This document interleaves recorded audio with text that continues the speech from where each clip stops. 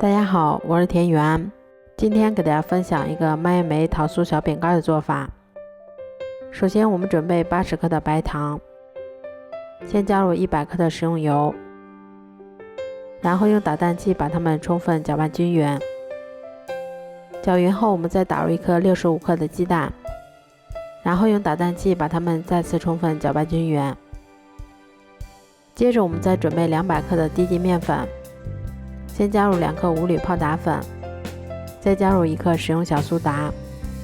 然后用筷子把它们充分搅拌均匀。搅匀后，我们再把它倒入混合好的食用油里面，然后用筷子先把它们搅拌成这种大面絮，再加入15克提前切好的蔓越莓干，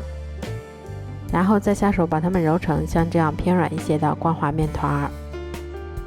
揉好后，我们取适量的面剂，先在手心处把它揉搓成像这样的圆球。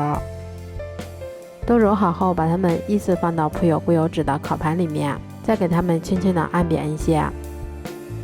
接着我们在表面先给它刷上一层鸡蛋液，最后我们在表面再撒上一些白芝麻增香，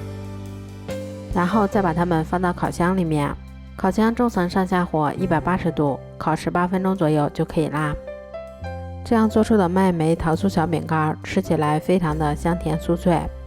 而且自己在家做的干净卫生，没有任何添加剂，用来给孩子当做平时的小零食也是很好的选择。如果喜欢的话就试试吧，喜欢我的视频就关注我吧，谢谢您的支持。